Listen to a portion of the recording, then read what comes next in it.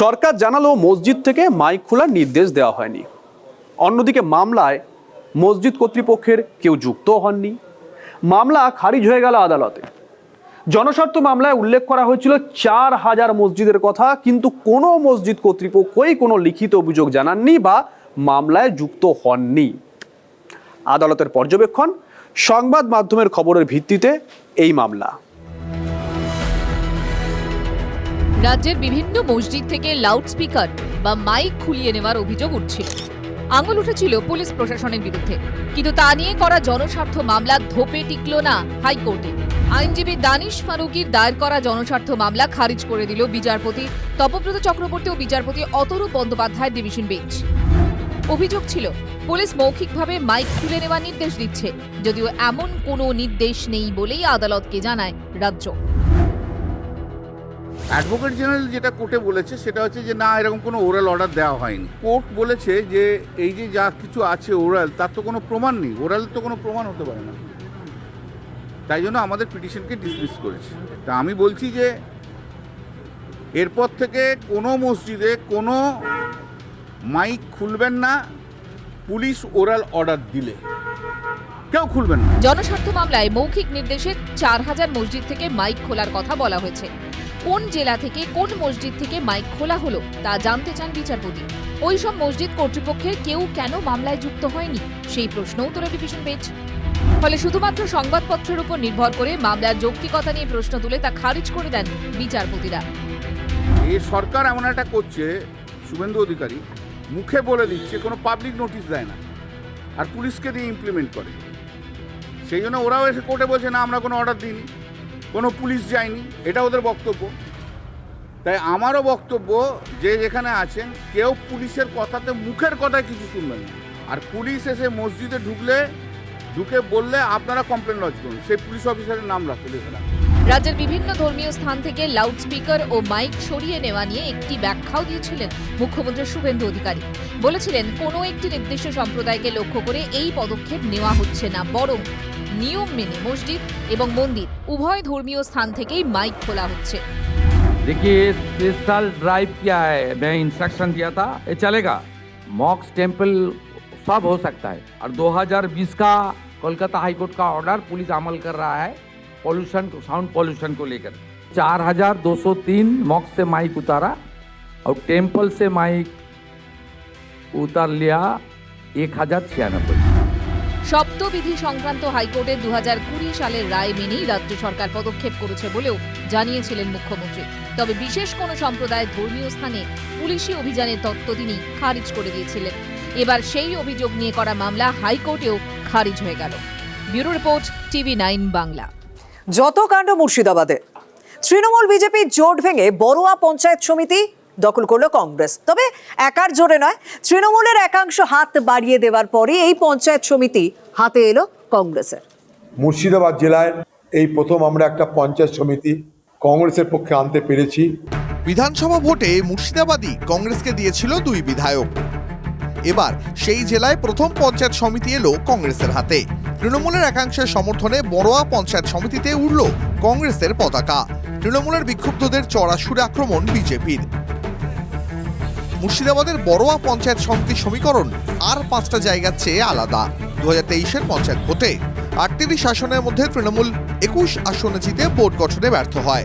বিজেপির 8, কংগ্রেসের 7, বামেদের 2 জনকে নিয়ে বোর্ড গঠন করে 11 জন বিক্ষুব্ধ তৃণমূল সদস্য। সভাপতি হয় তৃণমূলের, সহসভাপতি বিজেপির। 2.5 বছর এভাবে বোর্ড চলার পর বিধানসভা ভোটে বড়োয়ায় জেতে বিজেপি। পালা বদলের পর বোর্ডের সমীকরণ বদলালো। তৃণমূলের 18 সদস্যের সমর্থনে বড়োয়া পঞ্চায়েত সমিতি দখল করল কংগ্রেস। যে নাজমা সুলতানাকে 2023-এ সভাপতি হতে দেওয়া হয়নি, তাকেই সভাপতি করল হাত শিবির। সুন্দরভাবে উন্নয়নের নিরিখে বড়ুয়া পঞ্চায়েত সমিতি মুর্শিদাবাদ জেলায় যাতে আরও অগ্রগণ্য হয় তার প্রচেষ্টা এবং প্রয়াস আমরা চালিয়ে যাচ্ছি। নিরঞ্জন চৌধুরী আমাদেরকে বলছেন বটে যে কারা কারা উচ্ছিষ্ট আছে, কাদের কাদের কেউ নিচ্ছে না, তাদেরকে উনি একে একে নিচ্ছেন। বহরমপুরে নিচ্ছেন, বড়াতেই উপস্থিত হয়েছেন, যেখানে আমরা নিচ্ছি না সেখানে উনি উপস্থিত হচ্ছেন ওদেরকে নেওয়ার জন্য। দীর্ঘ আইনি প্রক্রিয়ার পর অবশেষে হাইকোর্টের নির্দেশে সম্পন্ন হলো ভোটাভুটি। রাজ্যের সঙ্গে সহযোগিতা করেই কংগ্রেস পরিচালিত বড়োয়া পঞ্চায়েত সমিতি পরিচালিত হবে। আমরা শুধু উন্নয়নের জন্য রাজ্য সরকারকে বলবো। রাজনীতির দাবার বোর্ডে যে কোনো চালই স্থায়ী নয় তা আরও একবার প্রমাণ হয়ে গেল। মাত্র 7 জন সদস্য নিয়েই বোর্ড করে ফেলল কংগ্রেস। কৌশিক ঘোষের রিপোর্ট, TV9 বাংলা।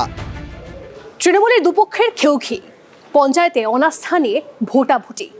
এদিকে এই হুগলির চুঁচুড়ার 2 নম্বর কোদালিয়া গ্রাম পঞ্চায়েতে তা নিয়ে আগে থেকেই পুলিশ বাহিনী পৌঁছে যায়। তারা প্রস্তুত ছিল, কারণ এই ঝামেলা লাগলো বলে, এবং কিছু মানুষজন সেখানে উপস্থিত হয়েছিলেন, তারা পচা ডিম নিয়েও প্রস্তুত ছিল। কিন্তু উল্টে দেখা গেল অন্য ছবি, সেখানে কোনো তৃণমূলই ঘেঁষল না। কোদালিয়া 2 গ্রাম পঞ্চায়েত বলতেই জানি দুর্নীতির আবির্ভাব। হুগলির চুঁচুড়ায় তৃণমূল বনাম তৃণমূল, অনাস্থায় ভোটাভুটিতে অনুপস্থিত জোড়াফুল।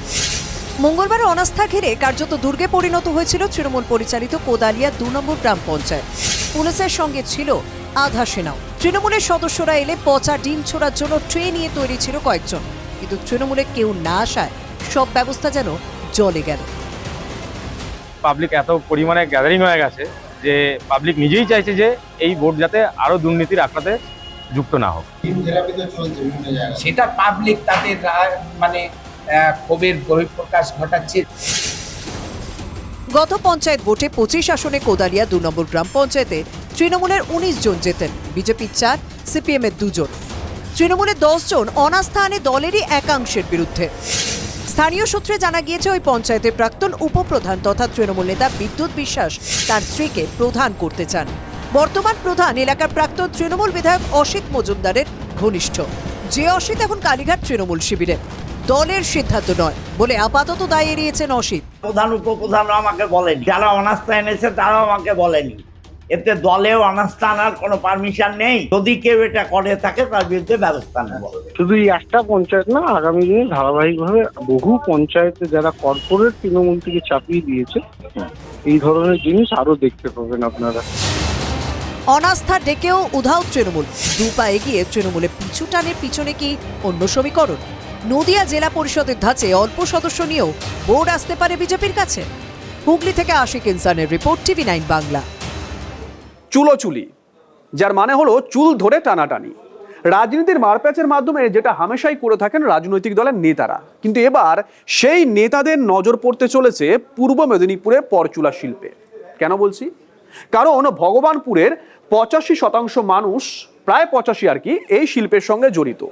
তারা চাইছেন এই শিল্পের দিকে নজর দিক রাজ্য সরকার, নজর দিন মুখ্যমন্ত্রী। তৃণমূল এখন টুকরো টুকরো, সেই টুকরো টুকরো তৃণমূলে এখন পরচুলা নিয়ে চর্চা শোনা যায় নিয়মিত। সুদীপ বন্দ্যোপাধ্যায় চাওয়া মানে তো buy 1 get 1 free. BJP marketing এ তো বিরাট সাকসেস। মানে শুধু সুদীপ বন্দ্যোপাধ্যায় একটা পরচুলা ওলা একটা ওরকম একটা অদ্ভুত টাইপের লোক পাওয়া গেল তাই নয়, তার সঙ্গে একটা ভ্রাম্যমান বিউটি পার্লার পাওয়া যাবে। কুণাল ঘোষ নিয়মিত পরচুলা নিয়ে খোঁচা দেন, কিন্তু পরচুলা কি খোঁচার জিনিস? চুলটা অ্যাকচুয়ালি বস্তায় প্যাকিং হয়ে গুলি চুলগুলো আসে আমাদের এখানে, এসে এখানে স্থানীয় পাবলিকের মাধ্যমে এগুলো ছুঁচ দিয়ে খোলানো হয়। খুলিয়ে জাস্ট একটা কাঁচি নামে কাঁটায় ধরে লং লং মাল বের করানো হয়, এটা ট্রান্সপোর্ট হয়ে যায় বাইরে, মানে বিদেশে। পূর্ব মেদিনীপুরের ভগবানপুরে পরচুলা শিল্পের ইতিহাস বেশ পুরনো। ঝরে যাওয়া চুল বা সেলুনে কাটাকুটির পর মেঝেতে লেপ্টে থাকা চুল সংগ্রহ, তারপর তা সাফ সূত্র করে পরচুলা তৈরির কাজ ভগবানপুরের বাঁ হাতের খেলা। এতটাই যে পরচুলা শিল্পকে কালো সোনা বলে ডাকেন ভগবানপুরের মানুষ। লক্ষ লক্ষ মানুষ এর উপরে সংসার চালাচ্ছে, খাওয়া পড়া সব থেকেই লক্ষ লক্ষ মানুষ আছে। বাম ও তৃণমূল 2 জমানাতেই চুলের প্রতি দরদ ছিল না বলে অভিযোগ। তাই বর্তমান সরকারের কাছে সাহায্য চাইছেন ভগবানপুরের মানুষ। আমাদের যাতে লস না হয় সেটা আমি চাই। সরকারি নজরদারি দরকার। হ্যাঁ, সরকারি নজরদারি দরকার। দাঁত থাকতে দাঁতের মর্ম বোঝে না বলে অনেকের বদনাম, কিন্তু চুল থাকতে যারা চুলের যত্ন করতে পারেন না, তাদের মাথা জোড়া টাক থাকতে টাকার খরচা করতে হয়। টাকের উপর পরিপাটি করে সাজিয়ে নিতে হয় পরচুলা।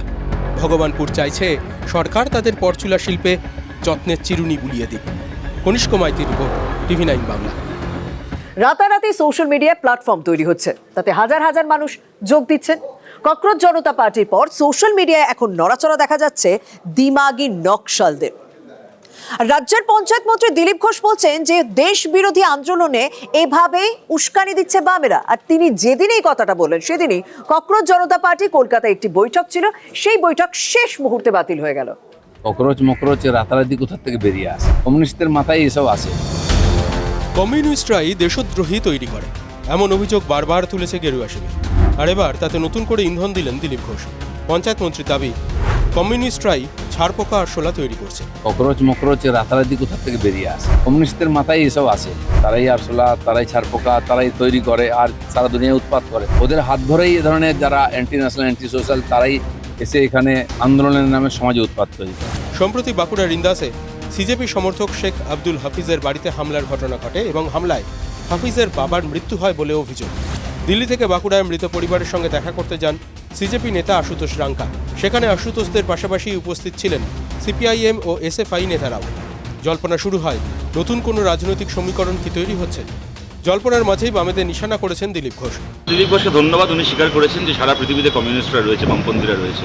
উনি যাদেরকে এই সমস্ত আসলা ছারপোকা বলছেন, সেই আসলা তারা খেয়ে, সেই ছারপোকার কামড় খেয়ে কদিন আগে মোদী অমিত শাহ বাধ্য হয়েছে মাথা নিচু করে ওদের মন্ত্রীকে বিদায় রাস্তা দেখাতে। সব জায়গায় যদি সিপিএম ফোবিয়াতে ভোগে, আতঙ্কে ভোগে, তাহলে এটাই ককরোচের বাংলা নাম আরশোলা, ঠিক আছে, তাহলে আরশোলার কিছু দাম আছে না? তো মোদির মতন বিশ্বগুরুকে মাথা নিচু করালো কি করে? অন্যদিকে কলকাতায় সিজেপির বৈঠক বাতিল হওয়ায় অন্য বিতর্ক শুরু হয়েছে। ককরোচদের ভয় পাচ্ছে বিজেপি। সোশ্যাল মিডিয়ায় দাবি সিজেপির মুখপাত্র আশুতোষের। যদি এরকম কোনো কিছু হয়ে থাকে তাহলে তাদের মালিককে বলুন অবিলম্বে আইনানুগ পদ্ধতিতে যেতে। কে কাকে হুমকি দিচ্ছে, কে কাকে কি বলছে আমি ঠিক জানি না, তবে কোন রকম নৈরাজ্যকে বোধহয় পশ্চিমবঙ্গের বাঙালি আর বরদাস্ত করতে রাজি না। हथियारी नक्सल तो गए, लेकिन दिमागी नक्सल, ये दिमागी नक्सल मौके की तलाश में है। इन दिमागी नक्सलियों को पहचानना होगा, इन दिमागी नक्सलियों को आइसोलेट करना होगा। লালকেল্লায় মাওবাদ মনোভাবাপন্নদের দিমাগি নকশাল বলেছিলেন প্রধানমন্ত্রী। তারপর বামেদের বিরুদ্ধে উস্কানির অভিযোগ তুললেন দিলীপ ঘোষ। রাজনীতির কূটনীতি ক্রমশ গুরুত্বপূর্ণ হয়ে উঠছে কি? Bureau report, TV9 Bangla.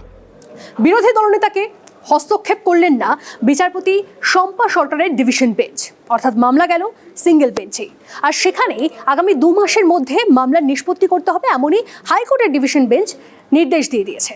এদিকে স্পিকারের সিদ্ধান্ত, সেখানেও কোনো রকম কোনো হস্তক্ষেপ করা যাবে না, অর্থাৎ বিরোধী দলনেতা থাকলেন ঋতব্রতই।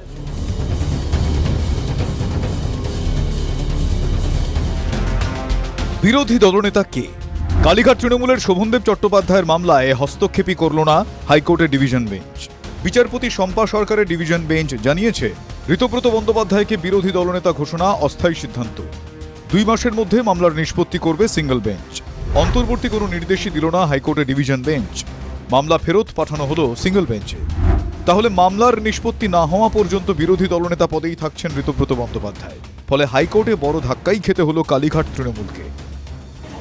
এটা একটা ওই শিবিরকে বড়সড় ধাক্কা, এবং বিরোধী দলনেতা যে পদটি, সেই পদ এদের জন্য অপমানিত হলো। আদালত বলে দিচ্ছেন অস্থায়ী বিরোধী দলনেতা। কল্যাণবাবু চেয়েছিলেন স্টে গ্রান্টেড নয়, খারিজ হয়েছে, মানে ওনার নিজের স্টেটা চেয়েছিলেন, ওনার আবেদনটাকে আদালত খারিজ করেছে। তো এটা থেকেই তো পরিষ্কার কে জিতলো কে হারলো। বিরোধী দলনেতা পদ ঘিরে ঘরে ঘরে সেই কবে থেকে ঠোকাঠুকি চলছে। মমতা বন্দ্যোপাধ্যায় নির্বাচিত করেছিলেন শোভনদেব চট্টোপাধ্যায়কে। সেই মর্মে 9 মে স্পিকারকে চিঠি দেয় তৃণমূল কংগ্রেস, কিন্তু সেই চিঠিতে বিধায়কদের সই জালের অভিযোগ ওঠে। 1 জুন দলবিরোধী কাজের জন্য ঋতব্রত বন্দ্যোপাধ্যায় ও সন্দীপন সাহাকে বহিষ্কার করে তৃণমূল। এরপর 3রা জুন বহিষ্কৃত ঋতব্রতকেই বিরোধী দলনেতা বেছে নিয়ে স্পিকারকে চিঠি দেন তৃণমূলেরই বিক্ষুব্ধ বিধায়করা। সেই চিঠির ভিত্তিতে ঋতব্রতকে বিরোধী দলনেতা ঘোষণা করেন স্পিকার। সেই মামলার বিরুদ্ধে আদালতে মামলা করেন শোভনদেব চট্টোপাধ্যায়। অবুজের মতো ছুটে বেড়ালে তো হবে না, যেখানে সংখ্যা নেই মমতা ব্যানার্জি, যে ক্ষমতা ছাড়া হওয়ার সঙ্গে সঙ্গে পার্টিটা শেষ। আজকে অধিকাংশ এমপি এমএলএ তাকে ছেড়ে চলে গেছে। যারা সব দল তৃণমূল ছেড়ে ওই ওদের যে বিজেপি যে আরেকটা দল করেছে, তাদের সঙ্গে যারা যোগদান করছে বিদ্রোহী বলে, এগুলো বাজারে ঘৃণার পাত্র, এটুকু বলতে পারি। এদের না আছে কোনো জাত, না আছে চরিত্র, না আছে কোনো ধর্ম। বিনা কারণে শুধু শুধু আদালতে দৌড়ানো আমি তো মনে করি এটা আদালতের সময় নষ্ট এবং অন্যান্য যে মামলা আদালতে ঝুলে আছে সেই মামলাগুলোকেও সর্বনাশ করার চেষ্টা। একই সঙ্গে এই মামলার গোটা শুনানি পর্বে দীর্ঘদিন যে শুনানি চলছিল তাতে আদালতের মনে বেশ কিছু প্রশ্ন রয়েছে। সেই প্রশ্নের জবাব দিতে দুপক্ষেরই হলফনামা চাওয়া হয়েছে। সিঙ্গেল বেঞ্চে যখন এই মামলার নিষ্পত্তি হবে সেই সময়ে এই সমস্ত প্রশ্নের উত্তর আসবে বলে আশা করছে ডিভিশন বেঞ্চ। ওই চার্টার্ড মাফিয়া আর যেসব জোকার ফোকারগুলো আছে যারা এগুলো কোঅর্ডিনেট করে, ফ্লোর ম্যানেজাররা, এরা এসব করে এসছে। কনস্ট্রাকটিভ অপোজিশনের ভূমিকা আমরা সর্বাত্মকভাবে করব। কালীঘাটের কোনো আগ্রহই নেই বিরোধিতা করবার। স্পিকার ওনাকে পুরো ঘর দিয়ে দিয়েছিলেন, বিরোধী দলনেতার সুবিধা। তাহলে স্পিকার এবার অস্থায়ীকে পুরো ঘর দেবেন না অর্ধেক ঘর দেবেন? স্পিকার গাড়ি দিয়েছিলেন, 4 চাকা দেওয়া যাবে না, অস্থায়ীকে 2 হুইলার দিন, 2 চাকা। এবার সেই সব কথাগুলো বলতে হবে। সিঙ্গেল বেঞ্চে মামলা নিষ্পত্তি হবে 2 মাসের মধ্যে। ততদিন বিরোধী দলনেতা পদেই থাকছেন ঋতব্রত বন্দ্যোপাধ্যায়। তাহলে সিঙ্গেল বেঞ্চের রায়ের অপেক্ষা নাকি শীর্ষ আদালতে কড়া নাড়বে কালীঘাট তৃণমূল? উত্তরের অপেক্ষায় বাংলার রাজনীতি। Bureau report, TV9 Bangla. বৃষ্টি বিপর্যয়ের ছবি দিকে দিকে, দুর্ঘটনারও ঘন ঘটা। পুরুলিয়া হোক বা বাঁকুড়া, আসানসোল, একাধিক জেলায় বৃষ্টির মধ্যে জল জমে রয়েছে। কোথাও রাস্তার ওপর দিয়ে নদী বইছে, কোথায় কজয়ের ওপর দিয়ে নদী বইছে। বিপদ যত্রতত্র রয়েছে। বহু মানুষকে দেখা যাচ্ছে বাইক নিয়ে বা স্কুটি নিয়ে যাচ্ছেন, তারা বিপদের মধ্যে পড়ছেন। এরকম দুর্ঘটনার একাধিক ছবি এসেছে একাধিক জেলা থেকে। আবার একটা ডাম্পার বাঁকুড়া থেকে আসছিল, সেটাও জলের তোরে প্রায় ভেসে যায়। কোনো ক্রমে চালক আর খালাসি পাড়ে উঠতে পারেন।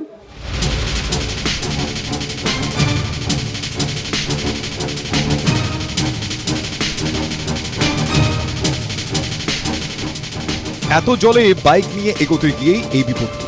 পুরুলিয়া বরাকর রাজ্য সড়কে বাঁকুড়ার দিকে যাওয়ার পথের অনেকটাই এখন জলের তলায়। এই রাস্তা নিতুড়িয়া থেকে সাতুড়ি হয়ে বাঁকুড়া যাওয়ার মূল রাস্তা। তার উপর দিয়ে প্রবল বেগে জল বইছে। তার মধ্যে রাস্তা পেরোতে গিয়ে মহাবিপদ। অবস্থা খুব শোচনীয়। একটা বাইক, একটা টোটো পুরো নিয়ে গেছে বাহিয়ে। এখানকার লোকাল লোক রেস্কিউ করে ওদেরকে বাঁচিয়েছে। এই ছবিটা স্থানীয়দের কয়েকজনের নজরে আসায় রক্ষে তারাই শেষ পর্যন্ত উদ্ধার করেন ভেসে যাওয়া বাইক আরোহীকে। পথে এখন এমন বিপদ পদে পদে। বাঁকুড়াতেও মারাত্মক ছবি।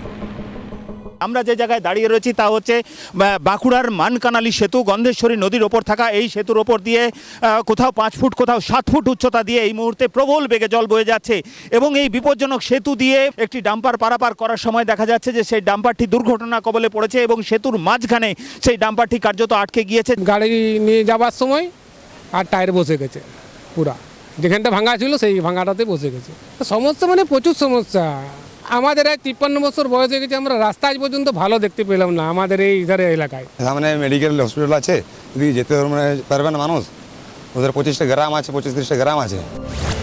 এতগুলো গ্রাম, এত মানুষ, সবাই জল যন্ত্রণায় জেরবার। আসানসোল বার্নপুরেও একই পরিস্থিতি। গারুই ও নুনিয়া নদীর জল উপচে প্লাবিত উত্তর আসানসোলের রেলপাড় সহ বিস্তীর্ণ এলাকা। এই দুর্যোগের আবহে সালানপুর থানা এলাকার 19 নম্বর জাতীয় সড়কে জহরগড় সেতুতে বিপত্তি। জল বইছে সেতুর উপর দিয়ে, ভেঙে গিয়েছে গার্ডওয়াল। স্থানীয়দের বক্তব্য, রাস্তা ঠিকমতো বুঝতে না পেরে স্কুটি সমেত 2 জন নিয়ন্ত্রণ হারিয়ে সোজা জলে পড়ে যান। শেষে উদ্ধারে নামে পুলিশ। টানা বৃষ্টিতে গোটা এলাকাই এখন জলের তলায়। রাস্তা থেকে বাড়ি সব ডুবে গিয়েছে। দেখতে পাচ্ছি যে মানুষের বাড়িতে জল ঢুকে গেছে, এলাকায় জল ঢুকে গেছে, অনেকে গৃহবন্দী হয়ে রয়েছে। हमारे वार्ड की श्रीमती चैताली तिवारी द्वारा यहाँ पर हम लोग का ब्रेड, नाश्ता, खाना और दोपहर का लंच का भी व्यवस्था किया गया है। প্রায় বানভাসী হয়ে গেছে আসানসোলের বিস্তীর্ণ রেলপাড় এলাকা ও উত্তর আসানসোল এলাকা। ইতিমধ্যে পশ্চিম বর্ধমানকে রেড অ্যালার্ট করা হয়েছে। নদী তীরবর্তী এলাকায় বিদ্যুতের ট্রান্সফরমারগুলিও এখন জলের নিচে। অন্ধকার নেমেছে, জনজীবন পুরোপুরি বিপর্যস্ত। Bureau report, TV9 Bangla. টানা বর্ষার ধাক্কা সামলাতে পারছে না এ রাজ্যের রাস্তাঘাটগুলো। পথের এমন শ্রী বেরিয়ে পড়েছে যে মাথায় হাত সাধারণ মানুষদের। পিচ ধুয়ে মুছে সাফ হয়ে গিয়েছে। চন্দ্রকোনা 1 নম্বর ব্লকের কথা বলি, সেখানে প্রায় 9 কিলোমিটার রাস্তা এখন পুকুর সমান, অর্থাৎ প্রাণ হাতে নিয়ে সেখানে মানুষদেরকে যাতায়াত করতে হচ্ছে। উত্তরের ছবিটা প্রায় একই রকম। ধূপগুড়িতে 12 ঘড়িয়া, সেখানেও রাস্তার প্রায় একই দুরবস্থা। রাস্তা তো নয়, যেন পুকুরের সমাহার। এই পথ দেখলে ঠিক এ কথাটাই মাথায় আসে। স্থানীয়দের অভিযোগ 1 বছরেরও বেশি সময় ধরে রাস্তা বেহাল। ক্ষীরপাইয়ের অহল্যাবাড়ি থেকে বেউড় গ্রাম দীর্ঘ 9 কিলোমিটার রাস্তার বেহাল দশা। সে বেহাল রাস্তার বেহাল ছবিটা আমরা কিন্তু এই মুহূর্তে দেখাচ্ছি। আমি রাস্তায় নামছি, দেখতে পাচ্ছেন ঠিক যেন পুকুর, গুরুত্বপূর্ণ রাস্তা, এই পুকুরে পরিস্থিতি। এলাকার মানুষজন বলছে রাস্তা নয়, যেন মৃত্যু ফাঁদ, প্রতিনিয়ত ঘটছে দুর্ঘটনা। মানুষ মৃত্যুর পথযাত্রী। কেন? রাস্তার অবস্থা এত খালা খন্দ, কোনো গাড়ি যাতায়াত করতে পারছে না। কোনো একটা রুগী যদি খুব অসুস্থ হয় তাকে হসপিটালে যাওয়ার মতো পরিস্থিতি নেই। রাস্তার পরিস্থিতি, রাস্তা তো পুকুর হয়ে গেছে, ছেলেমেয়েরা টিউশন স্কুল কোথায় যেতে পারছে না। এটা কিন্তু মোটেও হেলাফেলা করার মতন কোনো পথ নয়। চন্দ্রকোনা 1 নম্বর ব্লকের বেশ কয়েকটা গ্রাম পঞ্চায়েত ও ঘাটাল ব্লকেরও বহু মানুষ এই রাস্তা দিয়ে যাতায়াত করেন। অভিযোগ, তৃণমূল জমানায় কাজের কাজ কিছুই হয়নি। সরকার বদলের পর এবার অন্তত হবে আশা স্থানীয়দের। আমরা ওই প্রকল্পটাকে, ওই রাস্তাটাকে আমরা ধরিয়ে দিয়েছি। পুজোর আগে ওই রাস্তাটা রিপেয়ারিং হয়ে যাবে, তার ব্যবস্থা আমরা করেছি। উত্তরের দিকে তাকালেও এখন পথের কত রকম স্ত্রী চোখের সামনে ভাসছে। রাস্তা তৈরির পর 6 মাস কাটতে না কাটতেই এই হাল। ধূপগুড়ি ব্লকের বারঘড়িয়া গ্রাম পঞ্চায়েত এলাকার বাসিন্দারা সমস্যায় জেরবার। বাচ্চা নিয়ে স্কুলে যাচ্ছি, প্রচণ্ড ভয়। কেন? সামনে স্কুল আছে, রাস্তা প্রচণ্ড খারাপ। বড় বড় গাড্ডা, জল জমে থাকলে কোনো কিছু বোঝা যায় না। বড় বড় গাড়ি যায়, 12 চাকা, 18 চাকা, 14 চাকা পর্যন্ত যায়। ডাম্পার তো রোজ দিনেই চলে। স্থানীয়দের দাবি, রাস্তার কাজের গুণগত মান নিয়ে শুরু থেকেই প্রশ্ন ছিল। তার উপর ভারী গাড়ি চলাচল করে নিয়ম করে, ফল চোখের সামনে। এই বেহাল অবস্থা কতদিন থেকে? বহুদিন থেকে। তাদের আমলে, টিএমসির আমলে তারা করতে পারে না, আমরা করে দিই। রাস্তা সংস্কার নিয়ে নতুন করে আশায় বুক বাঁধছেন বারঘড়িয়ার বাসিন্দারা। দাবি একটাই, দুর্ভোগ থেকে মুক্তির পথ করে দিক সরকার। অসীম বেরা ও রনি চৌধুরী রিপোর্ট, TV9 বাংলা। বড় বড় করে বোর্ড রয়েছে যে এটা ঢালাই রাস্তা, অথচ পুরো উল্টো ছবি দেখা যাচ্ছে। এই রাস্তার ওপরে যদি মাইক্রোস্কোপ ফেলেন তাহলে এক কোণা পিচ দেখতে পাবেন না। এটা হচ্ছে গোঘাটের 171 নম্বর বুথ। এখানকার মানুষজন তারা অভিযোগ করছেন তৃণমূলের আমলে তারা বিজেপি করতেন, এই জন্য তাদের এই ফল ভুগতে হচ্ছে। আর এই নিয়েই চরম জলঘোলা এলাকায়।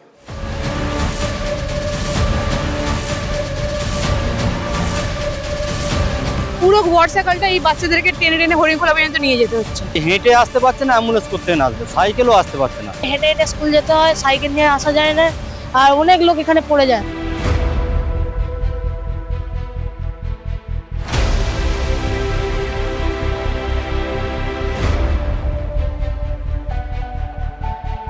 পুরসুরা বিধানসভার হরিণখোলা থেকে কাদিপুর এই পথশ্রী। এমন স্ত্রী রোজ দেখতে হলে, এর সঙ্গে যুঝতে হলে সত্যিই বিপদ। গোঘাটের 171 নম্বর বুথে বেহাল রাস্তা, অথচ ঢালাই রাস্তায় বোর্ড দেওয়া হয়েছে, কিন্তু বাস্তবে কাজের নামে কিছুই হয়নি বলে অভিযোগ। একটা ডেলিভারি মাকে নিয়ে যাওয়ার জন্য একটা গাড়ি আসে না 102, সেই মাকে নিয়ে যেতে হয় কোনো রকমে, হেঁটে হোক, মোটরসাইকেল হোক, সাইকেলে হোক। আমাদের সেই হরিণখোলার ওই পিটুলিতলার ওইখানে গাড়ি দাঁড়িয়ে থাকে 102। 5টা গ্রাম নিয়ে এই রাস্তাটা মেন।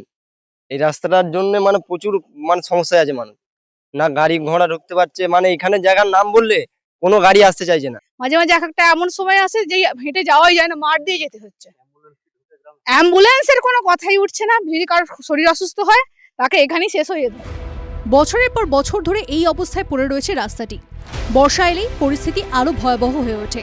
পঞ্চায়েত থেকে শুরু করে বিডিও অফিস, বিভিন্ন দপ্তরে বারবার আবেদন জানিয়েও কোনো সুরাহা মেলেনি দাবি স্থানীয়দের। তাদের প্রশ্ন, রাস্তার বোর্ড দেওয়া থাকলেই সেই মতো কাজ হলো না কেন? তৃণমূল সরকার কি চোখ বন্ধ করেছিল? সরকারি প্রকল্পের নামে এসব কি? গ্রামবাসীদের একাংশের এও অভিযোগ, এলাকার সিংহভাগ বাসিন্দা বিজেপি সমর্থক হওয়ায় তাদের দিকে নজর দেওয়া হয়নি তৃণমূল জমানায়। উল্টে তৎকালীন সরকারের দুর্নীতির বোঝা বইতে হচ্ছে তাদের। এ নিয়ে সরব বর্তমান বিধায়কও।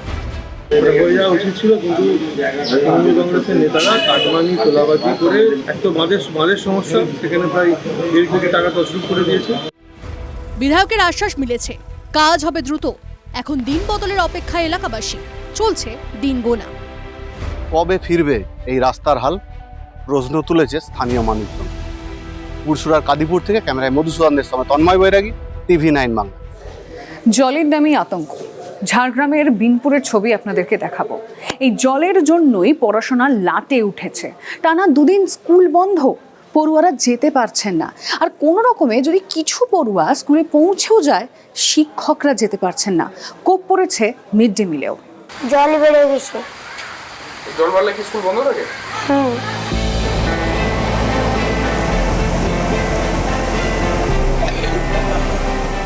নদীতে জল থাকার জন্য বিনপুরের একাধিক স্কুল বন্ধ। দেখাবো এই বিনপুর যে বৃন্দাধরা শিশু শিক্ষা কেন্দ্রের মিড ডে মিলের যে উনুন হাঁড়ি চড়েনি, বন্ধ রয়েছে।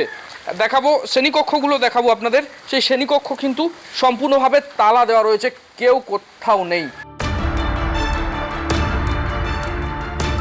কোনো স্কুলে শিক্ষকরা নেই, কোনোটায় পড়ুয়ারা। তারাফেনী নদীতে জল বেড়ে গিয়ে পথঘাট সেতু ভাসছে, তার জেরে সবই প্রায় বন্ধ। ঢোলভাঙ্গা প্রাথমিক বিদ্যালয়, এই প্রাথমিক বিদ্যালয়ে এখন তালা লাগানো রয়েছে। এই মুহূর্তে এই বিদ্যালয়ে কেউ নেই বলাটা ভুল হবে, রয়েছে একদম পরিচিত একজন রয়েছে, তিনি কিন্তু এখানে পাহারা দিচ্ছেন। আর স্কুলের মিড ডে মিল থেকে শুরু করে সব কিছুই কিন্তু বন্ধ। নদী পারাপার কার্যত অসম্ভব হয়ে ওঠায় এই অবস্থা। বৃন্দাধরা ও ঢোলভাঙ্গা স্কুল সোমবারের পর মঙ্গলবারও বন্ধ। মিড ডে মিল বন্ধ, বাচ্চারা এসেছিল ঘুরে গেল, স্কুল হয়নি। ব্রিজে জল উঠে গেছে, তিনি মনে আসতে পারছেন, তার জন্য আজ মিড ডে মিলও বন্ধ আর স্কুলও বন্ধ। আমাদের খুব প্রবলেম হয়, আমরা নিজেরাও যাতায়াত করতে পারিনি, কেউ আসতেও পারেনি। নদী পার হওয়ার একটা ঠিকঠাক ব্যবস্থা থাকবে না, পথ পাবেন না লোকজন। এটা হতে পারে বৃষ্টি হলেই সব শেষ। আমরা দাঁড়িয়ে রয়েছি বাসাঝুড়ি যে প্রাথমিক বিদ্যালয়, সেই প্রাথমিক বিদ্যালয় ইতিমধ্যে ক্লাস চলছে ভেতরে। সমস্ত শিক্ষক কিন্তু আসতে পারেননি। নদীতে যে জল, সেই জল থাকার জন্যই কিন্তু শিক্ষকরা কিন্তু আসতে পারেননি। কতজন শিক্ষক এসেছেন, কারা কারা এসেছেন দেখাবো। এই দেখুন ক্লাস চলছে, শিক্ষকরা এসেছেন কিন্তু সেই সংখ্যাটা মাত্র 1। ঢোলভাঙ্গা ব্রিজে জল উঠে গেছে, তার জন্য আজকে সবাই পেরোতে পারেননি। আমার বাড়ি এইদিকে, আমার নদী পেরোতে হয় না, তার জন্য আমি আসতে পারিছি, বাকিরা আসতে পারে না। বৃষ্টিতে স্কুলগুলি যেন নেই রাজ্য হয়ে উঠেছে। পড়াশোনা থেকে মিড ডে মিল সবকিছুই জলে। একটা পাকাপোক্ত সেতুর দাবি অনেক দিনের, কিন্তু অভিযোগ আগের সরকার একথা কানে তুলে, ফল ভুগতে হচ্ছে এখনো। তন্ময় নন্দীর রিপোর্ট, TV9 বাংলা। বাঁধের জল বা জলাধারের জল নয়, শুধুমাত্র বৃষ্টির জলেই একেবারে জলমগ্ন পরিস্থিতি হলদিয়া থেকে বার্নপুর সর্বত্র। প্রবণতা সেই এক, অল্প সময় অতিবৃষ্টি, আর তাতেই নিকাশি ব্যবস্থার যে কি করুণ পরিস্থিতি সেটা জমা জল দেখেই স্পষ্ট হয়ে যাচ্ছে। এখন প্রশ্ন হচ্ছে, এই যে খামতি, সেই খামতি কি মিটবে, নাকি সব মেনে নেওয়াই ভবিতব্য? অল্প সময়ে অতিবৃষ্টি মানে আচমকা বৃষ্টি নামছে, চারদিক জলে জলাকার হয়ে যাচ্ছে, আর সেই জল নামাতে গিয়ে নাস্তানাবুদ হয়ে যাচ্ছে প্রশাসন। জলবায়ু পরিবর্তনের যে ধাক্কাগুলো আমরা দেখতে পাচ্ছি সচক্ষে, তার মধ্যে অন্যতম হচ্ছে এই অল্প সময়ে অতিবৃষ্টি। এই তো কদিন আগে জুলাই মাসে গুজরাটের ভালসাদ, সেখানকার যে উম্বেরগাঁও বলে একটি স্টেশন, সেখানে এত বৃষ্টি হয়েছে, মানে 24 ঘন্টা স্প্যানে 1064 মিলিমিটার বৃষ্টি হয়েছে।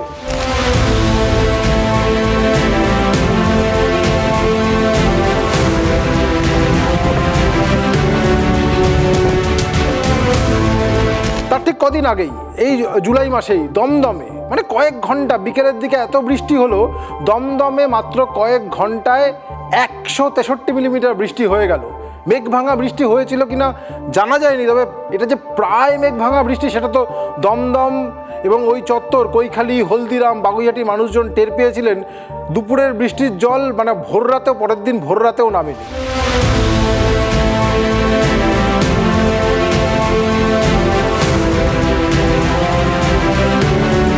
মেঘভাঙা বৃষ্টি ঠিক কী হতে পারে সেটা গত বছর সেপ্টেম্বরে বুঝতে পেরেছিলেন কলকাতাবাসী।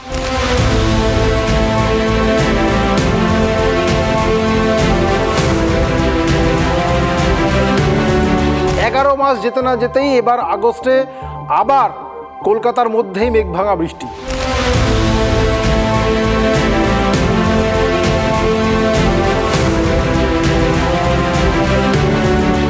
নাগাড়ে বৃষ্টি আর অল্প সময় অতিবৃষ্টি হলে যে পরিস্থিতি কোন জায়গায় মানে কতটা ভয়ানক হতে পারে সেটা হলদিয়াবাসী টের পেয়েছেন। জোড়া নিম্নচাপের ধাক্কায় মাত্র 6 দিনে 607 মিলিমিটার বৃষ্টি হয়েছে হলদিয়া টাউনশিপে।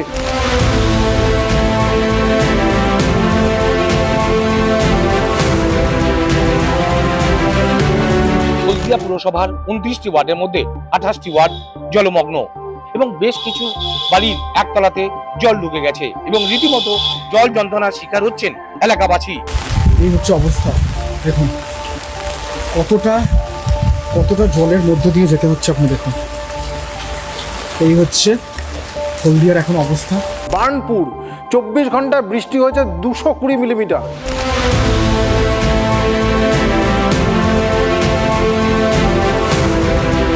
রাতে বৃষ্টি আর তারপরেই প্লাবিত এলাকা, সকাল থেকে বানভাসী এলাকার মানুষজন। আমরা তো দেখছি চারিদিকে বৃষ্টিতে বাড়িতে জল ঢুকে গেছে, অনেকে বাড়ির মধ্যে ফেসেও আছে।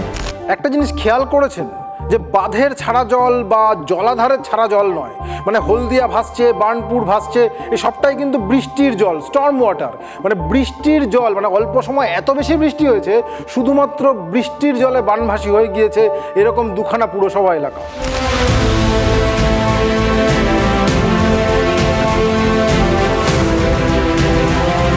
এই ধরনের কম সময় অতিবৃষ্টির যে ঘটনা, সেগুলো তার ফ্রিকোয়েন্সি দিনে দিনে বাড়ছে। যে মানে মেট্রোলজিক্যাল ফেনোমেনা এর পেছনে মেনলি রয়েছে, সেটা হলো যে মেসোস্কেল কনভেকটিভ সিস্টেম। এইটুকু বলতে পারি যে এটা একটা মানে কম দৈর্ঘ্য প্রস্থ সম্পন্ন একটা ঘূর্ণাবর্ত, যেটা হঠাৎ করে সৃষ্টি হচ্ছে এবং মনসুন ফ্লো তার মধ্যে সেটা ভেসে রয়েছে, মানে এমবেডেড আর কি, তার উপরেই রয়েছে কোথাও একটা। এবং এই ঘূর্ণাবর্ত যদি তৈরি হয় এবং সেটা যথেষ্ট স্ট্রং হয়, তাহলে সেখানে প্রচুর পরিমাণ ময়েশ্চার মানে আর্দ্রতা সঞ্চয় হবে, ভর্টিসিটি বা ভর্টেক্স তৈরি হবে এবং সেটা একটা মানে সাডেনলি মানে হঠাৎ করে প্রচুর বৃষ্টিপাত দেওয়ার মতন অবস্থার সৃষ্টি করবে। যে কোনো রোগ যখন বাড়ে তখন ওষুধের কড়া ডোজ দিতে হয়। অল্প সময় অতিবৃষ্টি হচ্ছে, আচমকা এত জল চলে আসছে, ফলে কড়া ডোজ দরকার, মানে নিকাশি ব্যবস্থাটাকে নতুন করে ঢেলে সাজানো দরকার। উল্টে আমরা কি দেখছি, নদী খাত দখল হয়ে যাচ্ছে, নদী খাত ভরে গেছে, খালগুলো দখল হয়ে গেছে, খাল বুঝে যাচ্ছে, বহু জায়গায় ড্রেজিং হয় না, এবং যেগুলো বহুদিন ধরে নিকাশি ব্যবস্থা যেগুলো ছিল, যারা আমাদের বাঁচিয়েছে, যেমন নয়াঞ্জলি, সেগুলো আস্তে আস্তে বুঝিয়ে ফেলা হয়েছে। এই যে হলদিরামে কেন জল জমে, ওখানে যে নয়াঞ্জলি ছিল সেটা দখল হয়ে গেছে। লেক টাউনের কাছে জল জমে কেন, ওখানে নয়াঞ্জলি দখল হয়ে গেছে। হাইকোর্টে মামলা হয়েছে, হাইকোর্টের নির্দেশ আছে, তারপরেও কিন্তু এই নয়াঞ্জলিগুলো আগের জায়গায় ফিরছে না। প্রশাসন, বর্তমান সরকার, নতুন সরকার কোনো ব্যবস্থা নেবে কি? সেটা 100 দিনের মধ্যে সম্ভব না, এটা আপনারাও জানেন। এটা বসে ভালো যারা মানে এক্সপার্ট সারা ভারতবর্ষে যারা নামকরা এজেন্সি রয়েছে, তাদেরকে নিয়ে কাজ করে, যেরকম কলকাতায় দরকার, যেরকম হলদিয়ায় দরকার, আমরা এটা করছি। একটু সময় দিই। অল্প সময় অতিবৃষ্টি, এটা কিন্তু যত সময় যাচ্ছে তত একটা জটিল রোগে পরিণত হয়ে যাচ্ছে। মানে দেখুন, যে বছর প্রশান্ত মহাসাগরে একটা অতি শক্তিশালী এলনিনো রয়েছে, যে বছর এখনও দেশে 13% বৃষ্টিতে ঘাটতি রয়েছে, সে বছরও কিন্তু এই অল্প সময় অতিবৃষ্টি এর প্রবণতার থেকে আমরা রেহাই পাচ্ছি না। ফলে আগামী দিনে যদি আমরা নিকাশি নালাকে নতুন করে এই জলবায়ু পরিবর্তনের কথা মাথায় রেখে না সাজাই, তাহলে বিপদ থেকে কিন্তু আমরা রক্ষা পাবো না। স্বরূপনগরে ইছামতির ওপরে টিপির ঘাট থেকে কাঁঠাবাগান যাওয়ার একমাত্র ভরসা ছিল বাঁশের সাঁকো, কিন্তু সেটা অতীত, বর্ষায় ভেঙে গেছে। স্থানীয় বাসিন্দারা দীর্ঘদিন ধরে দাবি করে আসছেন এখানে একটা কংক্রিটের সেতু করে দেওয়া হোক। অভিযোগ, তৃণমূল জমানায় বারবার প্রশাসনের দ্বারস্থ হলেও কেউ কোনো কর্ণপাত করেননি। সরকার পরিবর্তন হয়েছে, নতুন সরকার এসেছে, আর এবার আবারও আশায় বুক বাঁধছেন সেখানকার বাসিন্দারা।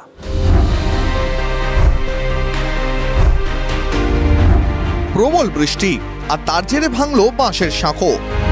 দূর বুকে প্রাণ নিয়ে নিত্যদিনের যাতায়াত, কিন্তু এবার সেটাও বন্ধ হয়ে গেল, কারণ এলাকার হাজার হাজার মানুষের একমাত্র পথ বাঁশের সাঁকো ভেঙে চুরমার। উত্তর 24 পরগনার স্বরূপনগরে ইছামতি নদীর উপর টিপির ঘাট থেকে কাঁটাবাগান যাওয়ার ভরসা ছিল এই সাঁকো। এবার প্রায় 30 কিলোমিটার ঘুরপথে যেতে হবে গ্রামবাসীদের। এই সাঁকোটা নিয়ে আমাদের দীর্ঘদিন একটা বিরাট সমস্যা হয়। এই রাস্তা এই সাগর দিয়ে প্রতিদিন হাজার হাজার মানুষ পার হয়। কিন্তু ময়নাতপুর এই রাস্তাটা যদি এইটা আমরা 30 কিলোমিটার রাস্তা শর্ট হয় এই রাস্তা দিয়ে যেতে। এখানে আমাদের এই বাসের সাগর উপর দিয়ে প্রচুর স্কুল ছাত্রছাত্রীরা যায়।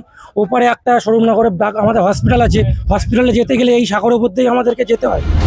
এলাকাবাসীর দীর্ঘদিনের দাবি একটা কংক্রিটের সেতুর, কিন্তু ভোট আসে ভোট যায়, প্রতিশ্রুতি মেলে কিন্তু পূরণ হয় না। আমাদের যে লোকাল প্রশাসন, বিডিও এবং তৎকালীন এমএলএ উনি অনেকবার শিলান্যাস করেছেন, কিন্তু এই ব্রিজের কোনো কাজ হয়নি। শুধু সাঁকো দিয়ে মানুষ জীবনের ঝুঁকি নিয়ে দুবেলা পারাপার হয়। যেহেতু এখন বর্ষার সময়, ওটা নিয়ে আমি যখন আমাদের সরকার ছিল সেই সময় আমাদের সেচ মন্ত্রীর কাছে প্রপোজাল জমা করেছিলাম। ইঞ্জিনিয়ার এসে ইন্সপেকশনও করে গেছিল। যেহেতু গভর্নমেন্ট চেঞ্জ হয়েছে, আমি নিশ্চয়ই বিষয়টা নিয়ে আমাদের যিনি সেচ মন্ত্রী আছেন ওনার সাথে কথা বলবো। এর আগে রাজনীতিতে পালাবদল ঘটেছে বারবার, কিন্তু এই প্রান্তিক মানুষগুলোর ভাগ্যের চাকা ঘোরেনি। নতুন সরকারের আশ্বাসে এখন আশার আলো দেখছেন স্থানীয় বাসিন্দারা। নূর আলমের রিপোর্ট, TV9 বাংলা। বাংলার আকাশে দুর্যোগ, বৃষ্টি আর বৃষ্টি। গোটা বাংলায় মানে উত্তর থেকে দক্ষিণ প্রত্যেকে একটু রোদের জন্য অপেক্ষা করে বসে আছে। আর এই বৃষ্টি শুধু নয়, সঙ্গে রয়েছে ধস, বিভিন্ন জায়গায় জল জমা, যার ফলে প্রভাব পড়েছে জনজীবনেও।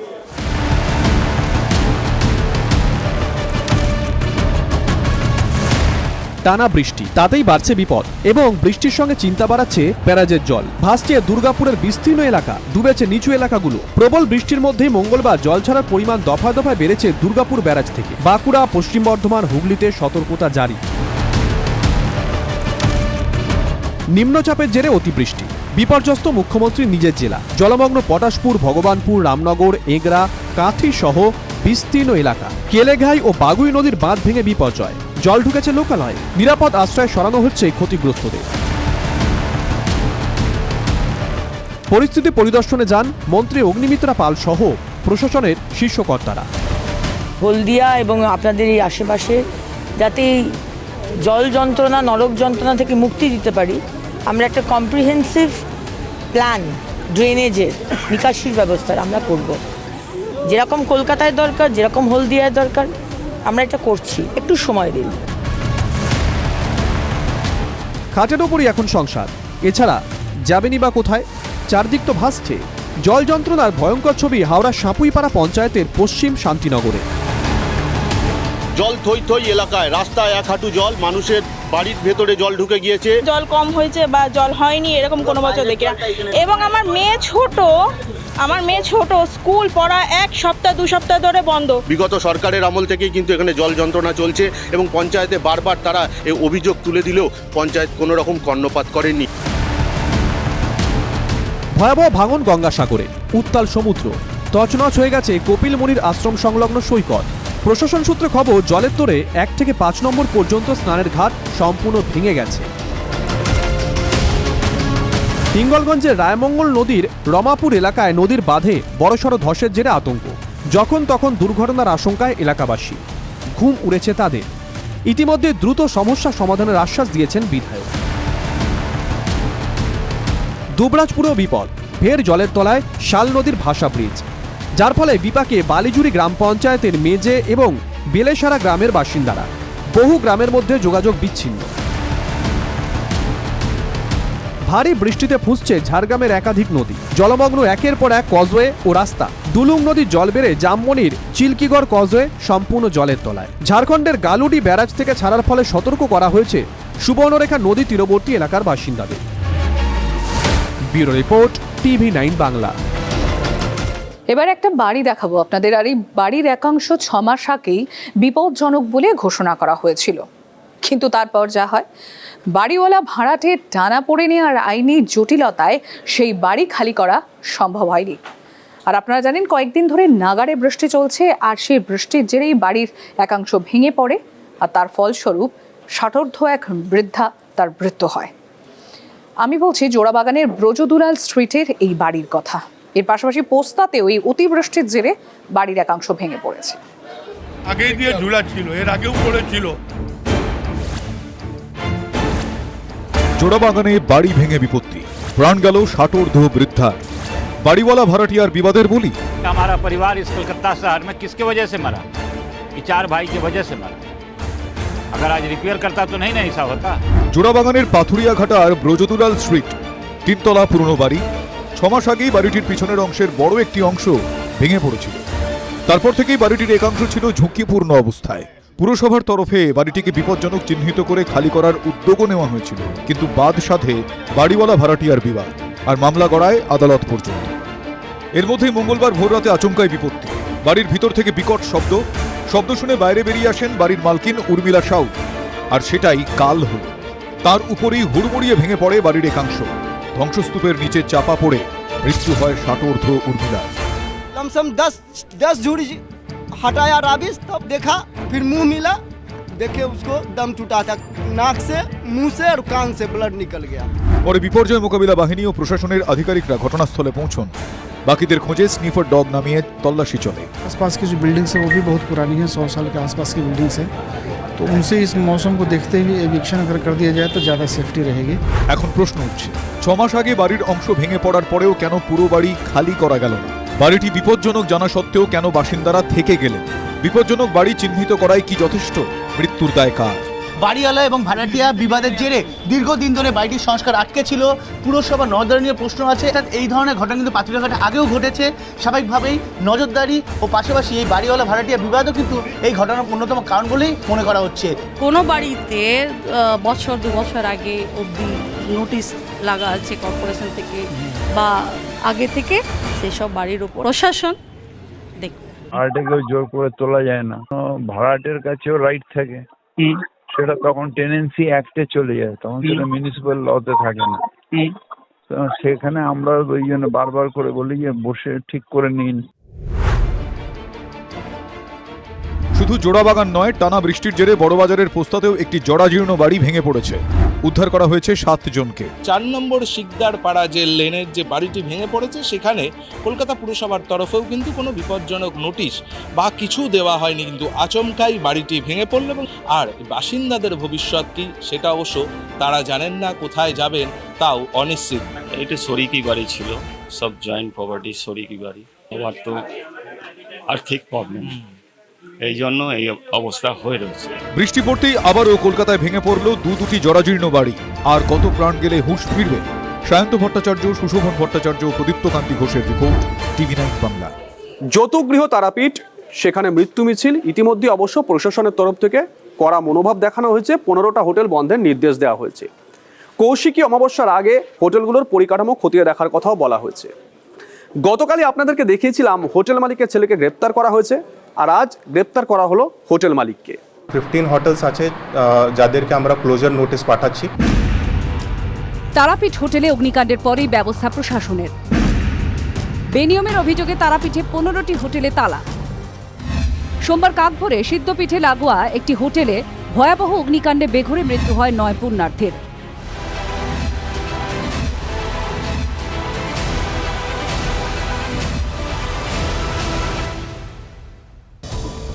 গঠিত হয় অডিট কমিটি।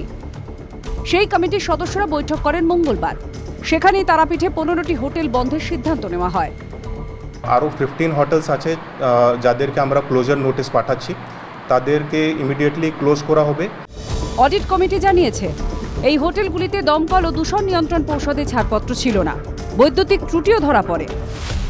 প্রশাসনের অভিযোগ, হোটেলগুলিতে এই নিয়ে জানতে চাওয়া হলেও সাড়া মেলেনি। যে হোটেলস এখন পর্যন্ত কাজ করছিলেন তাদের কাছে কিছুটা ডেফিসিয়েন্সিস পাওয়া গেছে। যেহেতু এরা কমপ্লায়েন্স করছে না, তার জন্য আমাদেরকে এই ইনসিডেন্টের পরে এইটা স্ট্রিক্ট অ্যাকশন আজকে নিতে হচ্ছে। অডিট কমিটির বৈঠকে সিদ্ধান্ত হয়েছে, প্রশিক্ষণ দেওয়া হবে হোটেলের কর্মীদের। প্রত্যেক হোটেল থেকে 2 জনকে দেওয়া হবে প্রশিক্ষণ। কৌশিকী অমাবস্যার আগে হোটেলগুলিতে শেষ করা হবে পরিদর্শনের কাজ।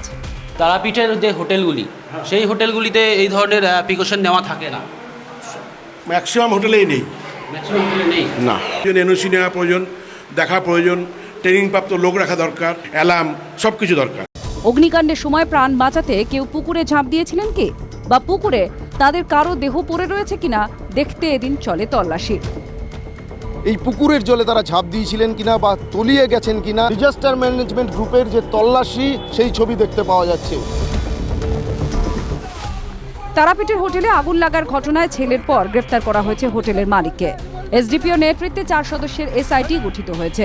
সোমবারের অগ্নিকাণ্ডে বহু আবাসিক বেঁচে ফিরলেও ভয়াবহ স্মৃতি অনেকেরই পিছু ছাড়ছে না। সুপ্রিয় গুহ ও হিমাদ্রি মণ্ডলের রিপোর্ট, টিভি 9 বাংলা। তারাপীঠ নাকি বেনিয়মের পীঠ, কোথাও রাস্তা দখল করে, কোথাও পুকুর বুঝিয়ে একেবারে বেনিয়মে হোটেল লজ সব গজিয়ে উঠেছে। যদি একটা আগুন লাগে না, তাহলে দমকলের গাড়ি যাওয়া তো দূরস্থ, একটা ছোট গাড়ি পর্যন্ত ঢুকতে পারবে না। আর পুরো বিষয়টাই হয়েছে একেবারে রাজনৈতিক মদতে।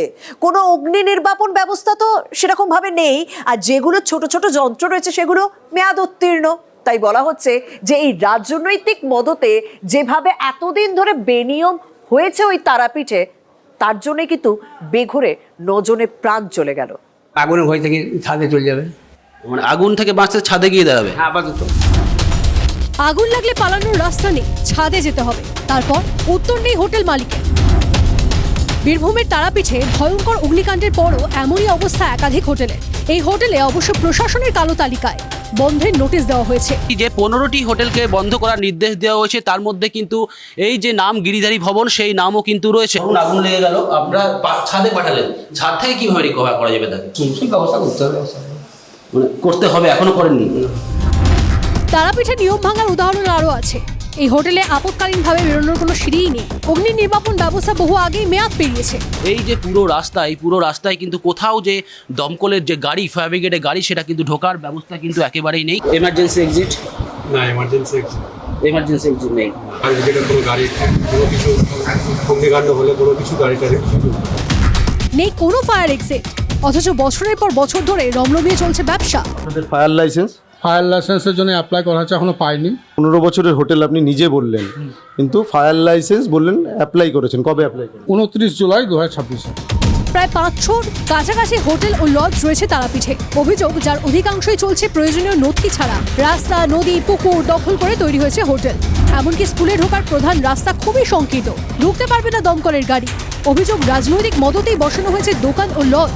দোকানওয়ালা চলে আসছে রাস্তার উপরে, আমরা বেরোতে অসুবিধা হচ্ছে, ঢুকতে বেরোতে বলছি, তখন বলছে না, আমাকে তো বলেছে এখানে বসে থাকার জন্য। রাজনৈতিক ব্যাপার, এখানে কোনো রকম আমাদের কিছু করণীয় নেই। আমরা স্কুলটাকে নিয়ে ভীষণ চিন্তায় রয়েছি। এরকম একটা জায়গায় যদি কোনো রকম ভবিষ্যতে বিপদে পড়ি, আমরা যে কী করবো, আমরা অসহায়, আমাদের কিছু করার নেই। হোটেলের ক্ষেত্রে নিয়ম হলো প্রতিটা ফ্লোরে নির্দিষ্ট দূরত্ব অন্তর রাখতে হবে আগুন নেভানোর সিলিন্ডার। প্রতিটি ফ্লোরে রাখতে হবে জলের পাইপ, প্রয়োজনে ভূগর্ভস্থ রিজার্ভার এবং ছাদের উপরে জলের ট্যাঙ্ক। আগুন লাগলে সচেতন করতে থাকতে হবে ফায়ার অ্যালার্ম সিস্টেম। ধোঁয়া অথবা অতিরিক্ত তাপ শনাক্ত করতে বাধ্যতামূলক ডিটেক্টর। হোটেলের মূল সিঁড়ি ছাড়াও রাখতে হবে একটি বিকল্প সিঁড়ি। জরুরি ভিত্তিতে আশ্রয় নেওয়ার জন্য রাখতে হবে খোলা ছাদ। এসব যে স্রেফ কাগজ কলমে তা স্পষ্ট। অভিযোগ, তৃণমূল জামানায় তারাপীঠ রামপুরহাট উন্নয়ন পর্ষদের লোকজন সবকিছু জেনেও চোখ বন্ধ করে থাকায় বেনিয়মের এভারেজ তৈরি হয়। সবকিছুরই অডিট হবে, জানিয়েছে প্রশাসন। তারাপীঠ থেকে হিমাদ্রি মণ্ডল ও সুপ্রিয় গুহর রিপোর্ট, টিভি 9 বাংলা।